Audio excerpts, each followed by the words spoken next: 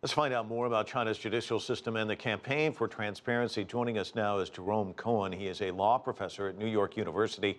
He's also an expert in Chinese law and a senior fellow for Asia Studies at the Council on Foreign Relations. You just heard Han Peng's story. Your sense about how much they want to reform things. What do you see coming out of these meetings? Well, there is a commendable concern for curing wrongful convictions and preventing them in the future. This is a problem that's a huge problem in every country, including our own. We're beginning to share experiences with China, trying to help them understand how they can better use DNA and other techniques to prevent wrongful convictions and to correct those that occur. I very much welcome the CCTV report, which shows a great concern for doing better in the future. Let me ask you this. There's all this talk about corruption and going after corrupt officials. They're even going after people in the judicial ranks as well. How important is that? It's very, very important. Unfortunately, in recent decades, corruption has become much worse in China. And as the report of the new Chief Justice makes clear, corruption affects the courts as well as other agencies in the Chinese government. Let me ask you about corruption and some of these corrupt officials who are managing to get out of the country. There's now talk of trying them in absentia. How much of an impact will that have? Well, if they can't get them back, it's not going to have much of an impact. You see, many countries, including the United States, are reluctant to make extradition agreements that would enable China to get a lot of these people back and get their stolen assets back. But most countries are afraid to make extradition agreements to send people back to China because they don't have sufficient confidence in the justice of the Chinese criminal justice system. So this is a great incentive for the new government in China to really get a hold of these problems and to try to convince the world that due process of law is increasingly going to be applied in China.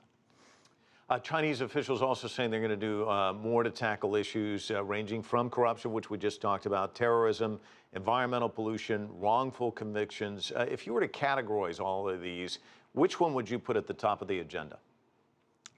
The elimination of torture and the refusal in the future for courts to accept coerced confessions produced by torture. There was also this announcement of the establishment of a new administration of anti-corruption and bribery. Is that a step in the right direction? Well, of course, it's a step in the right direction. We're all waiting to see how far the new leader, Xi Jinping, and his colleagues can go in stamping out corruption.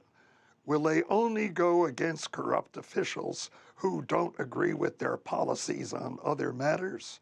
Will they seek out people on an even basis, whether they're friends or enemies politically, if they're corrupt? This is a very delicate question, and Xi Jinping hasn't yet shown his hand. Let me ask you one final question. Now, these two highest judicial bodies regularly receive significant negative votes from the MPC last year.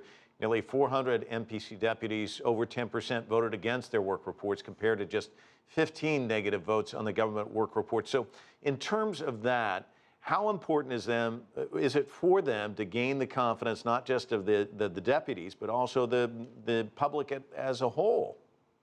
It's very important for the sense of justice among the ordinary Chinese people, for the courts and the prosecutors to improve their performance, to allow defense lawyers to play a broad and significant role instead of curbing their operation. The regime needs to have people feel more confident in the court system.